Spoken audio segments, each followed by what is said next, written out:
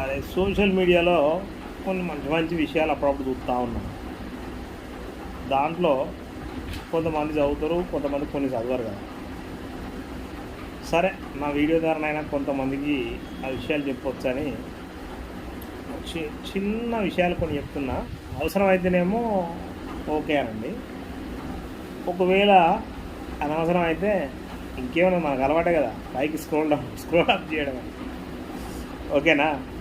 కానీ ఈ ఎందుకు మనకు అందరికీ మాత్రం యూట్యూబ్ ఛానల్స్ అయితే ప్రతి ఒక్కరికి యూట్యూబ్ ఛానల్ ఉంటుంది కదా.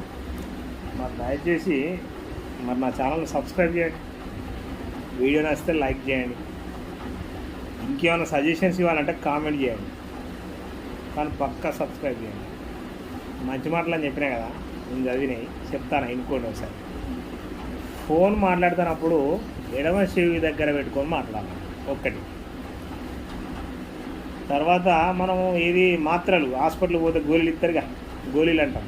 ఆ గోళీలు ఏం చేయాలంటే మంచినీళ్ళు తాగుతాం కదా, చల్లటి మంచినీళ్ళతోటి గోళీలు వేసుకోవద్దాం. ఓకేనా?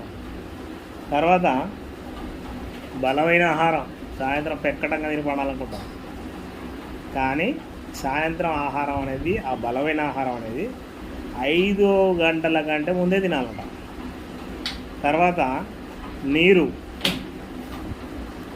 పగలు ఎక్కువ తాగాలన్నట, రాత్రి తక్కువ తాగాలి. నిద్ర ప్రశాంతంగా నిద్రపోవాలనుకోవచ్చు మధ్యలో లేవకుండా. తర్వాత మంచి నిద్ర అంటేనాట రాత్రి 10 నుంచి మార్నింగ్ 4 వరకు, అంటే ఉదయం 4 గంటల వరకు. మొబైల్ ఛార్జింగ్ తక్కువగా ఉన్నప్పుడు మొబైల్ ఆపరేటింగ్ చేయొద్దట.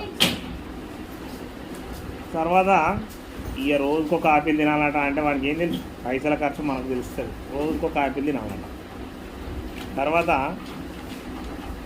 ఇది చాలా ఇంపార్టెంట్, రోజు 5 బాదం, పెద్దవాళ్ళు 5, చిన్నవాళ్ళు 3 రాత్రిపూట నానబెట్టి పొద్దున వంటి తింటే క్యాన్సర్ లాంటి రోగాలు కొంచెం కంట్రోల్ అవుతాయి. అవి రావట, అది మరి మనకు తెలియదు, కానీ సరే మంచి తింటే మాత్రం మంచిదే కాబట్టి తింటే బాగుంటుంది.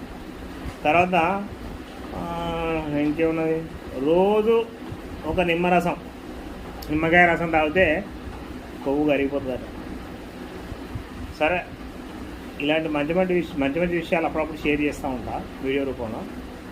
మీకు నచ్చితే లైక్ చేయండి, ఇంకేమైనా సజెషన్స్ ఉంటే కామెంట్ చేయండి, ఇంకోళ్ళు చూడాలి కాబట్టి షేర్ చేయండి.